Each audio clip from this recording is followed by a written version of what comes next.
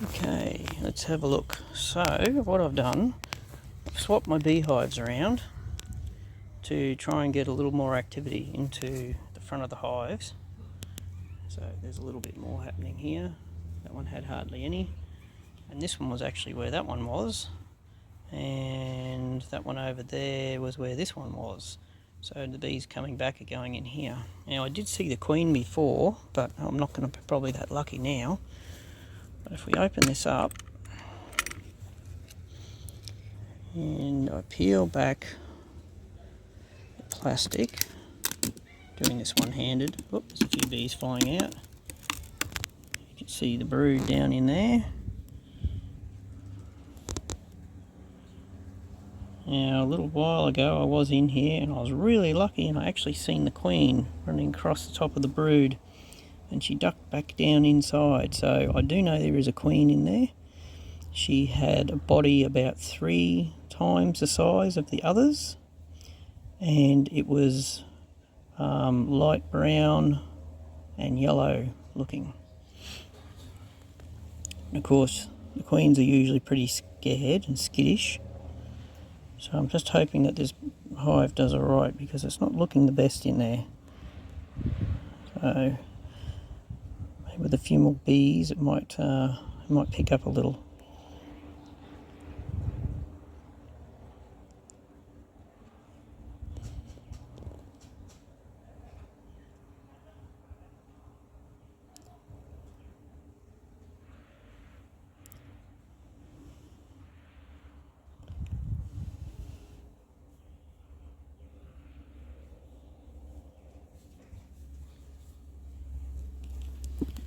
So I was getting a little worried about this hive, because I thought I was actually losing it, because there wasn't very much activity outside. Though now I've swapped them around, obviously there's a bit more with all the bees getting in and out. Oh, there's one there near the lock. Oh, it's flew off. This one's always quite busy.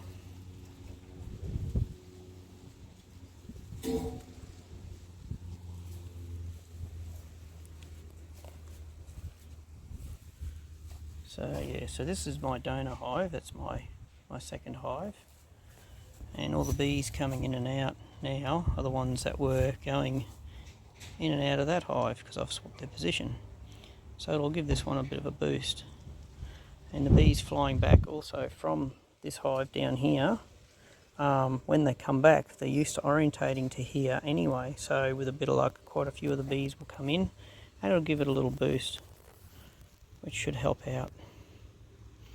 There's pollen coming in as well as nectar, so I'm pretty sure that'll give it a nice little boost.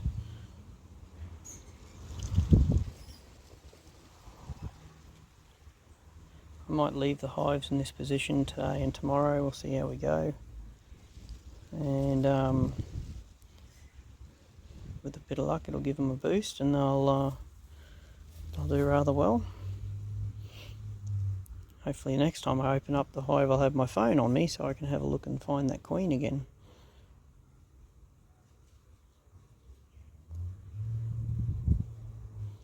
Amazing little creatures.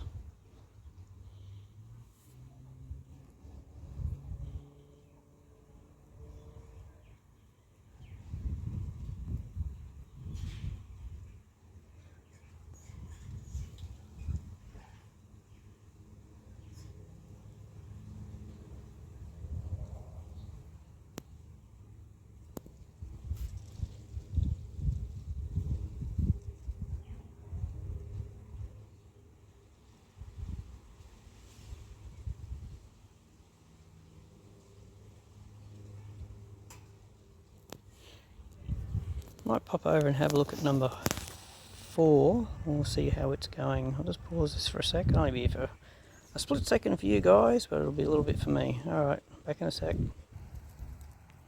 So this is hive 4 and it gets quite a bit of activity, and they actually use both entrances. They go in both the top and the bottom entrance. This is an early design. This is actually one of my first hives. Well, the top half is, pardon me, the bottom half was a hive that I made myself. So it's a little bit smaller internals because the wood's thicker, whereas the top is obviously only 25 mil here, where this one here is almost 42 mil. So it's a bit difference in the thickness of the wood. But this hive's been doing really well. It has quite a bit of weight. I think this is the one I actually took some honey out of one day, a little while back. There's one there coming in with white pollen on its back legs. So they seem to use the top entrance more for coming in and the bottom entrance for leaving. I mean, they do go in both entrance ways, but they seem to more so come into the top one. Whereas my other hives have mostly got single hives entrances, and so because obviously single, well, they can only go in one entrance. The one with the red and black entrance on it, which was hive number 3, I've only recently opened the top one on that, and the bees occasionally use it, but not very often. They're mostly just going in and out the main entrance at the bottom.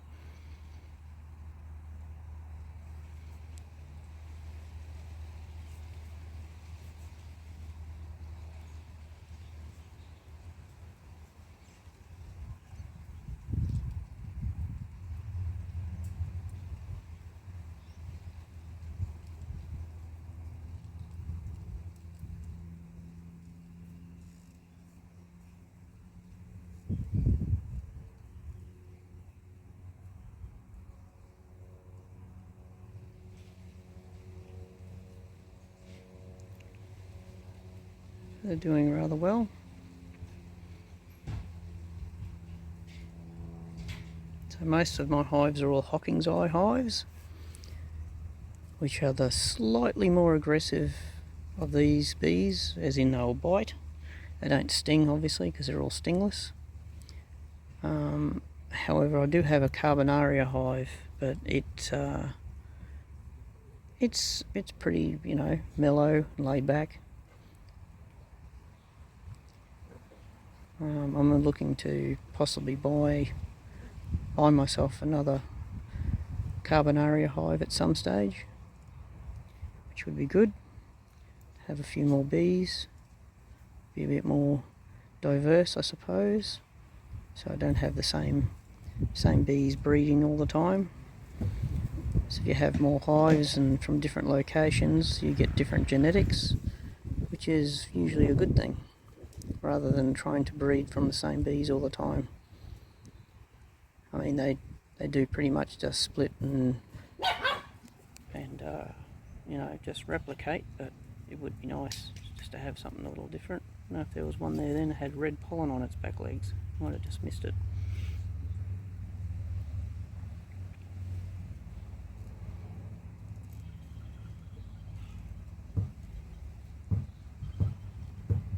Oh, that's okay.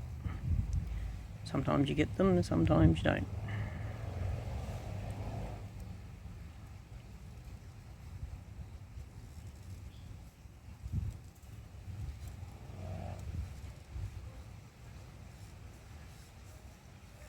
I might go check out box number 1 and see what they're up to as well. Just a sec.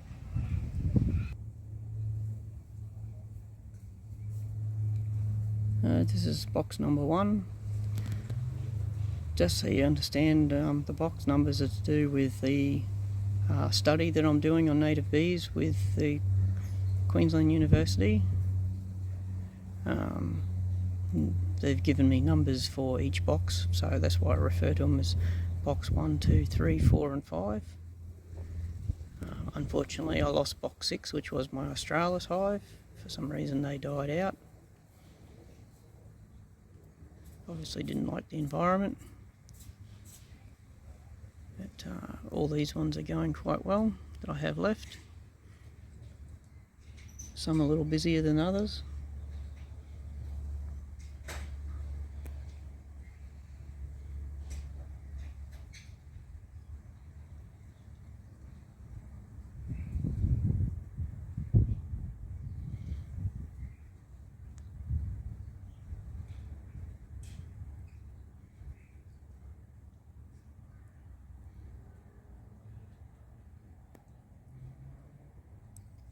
It is quite hot at the moment. It's about 1 o'clock in the afternoon. It's about 25 degrees and the humidity's up at about, I think it was about 80 or 82 when I looked at it just before. The UV index at the moment is extremely high, so not a good time to be out in the sun. I'll just go around the other side, we'll have a look, see how they're all going. So this one here, of course, this is box number 2, which usually has all the activity, but they've slowed down a bit because I've swapped them around, so I've probably upset them. Still plenty of bees coming out.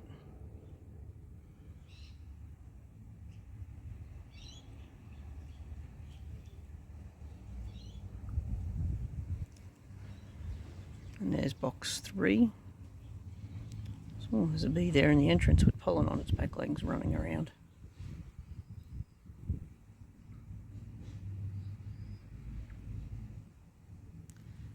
Probably because I've swapped it, she's thinking, this isn't my beehive. She's wondering whether or not she should be in there or not.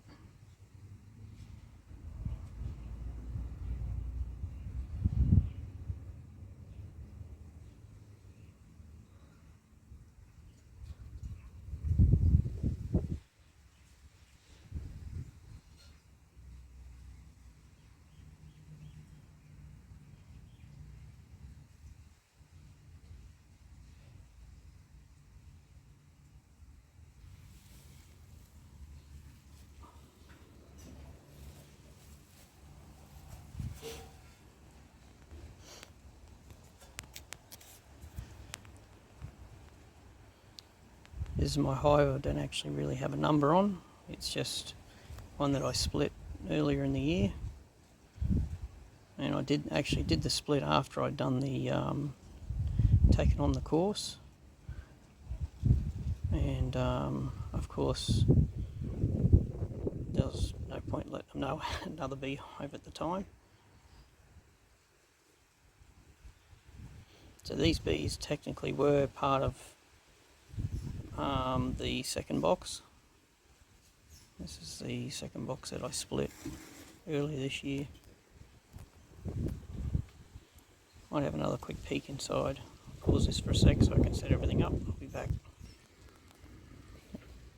Probably a little hard to see, but in through there you can see quite a few bees flying around on the plastic.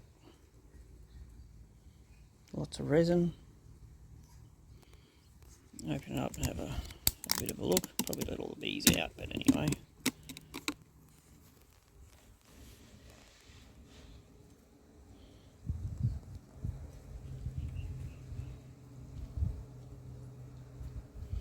So hopefully those bees will wander around.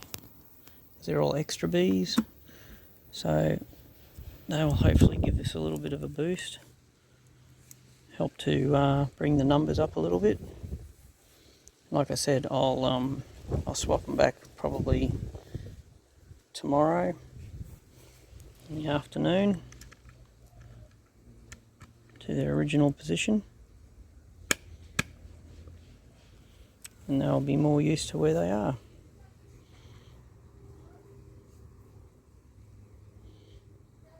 Alright, well, we might have one little look at the Carbonaria log hive, and then that might call that the video, hey?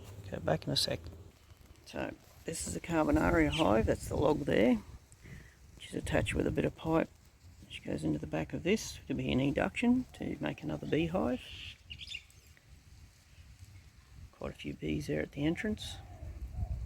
Hopefully you can see that. Now it's currently in full sun, but the shade of the tree that I'm under is slowly coming across, so within the next half hour or so there'll be some shade over this box, which should be good because the afternoon's going to get quite roasty.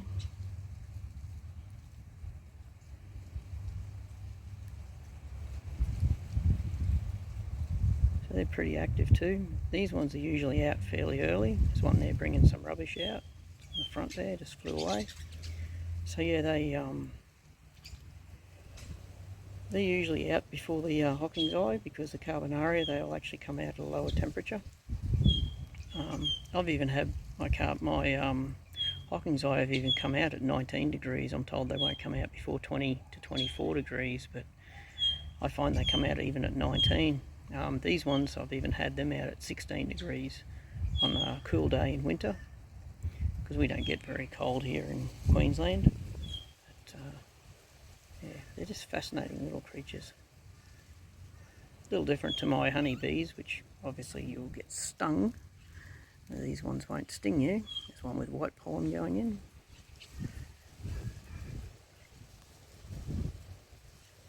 Just awesome little creatures.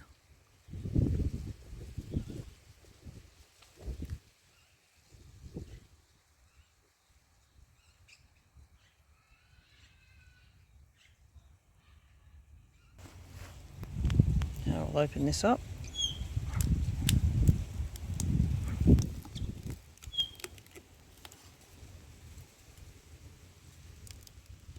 Quite a bit of dark resin in there.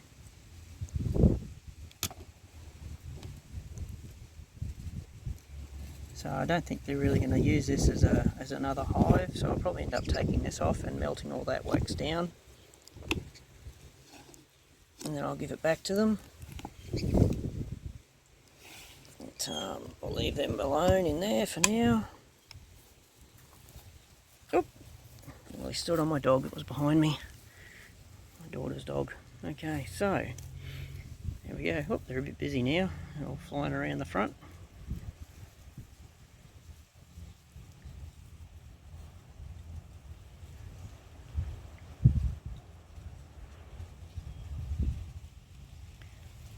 Running in and around. If we come around the back, if we're lucky, you can see the tube. You can probably see bees going in and out of the hive through the little tube.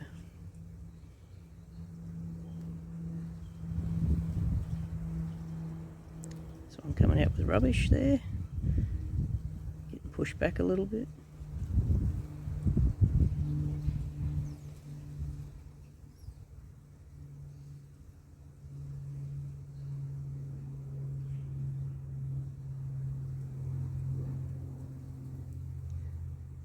Busy as a bee.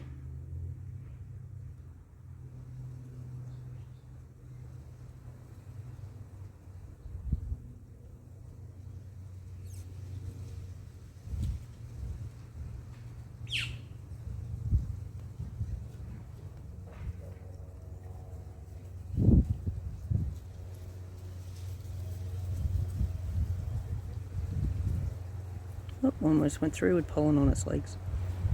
Pretty cool. Another one with rubbish coming out. Another one with rubbish coming out. Yeah, very busy. Alrighty, well thanks for watching, and we'll catch up with you next time. Bye for now.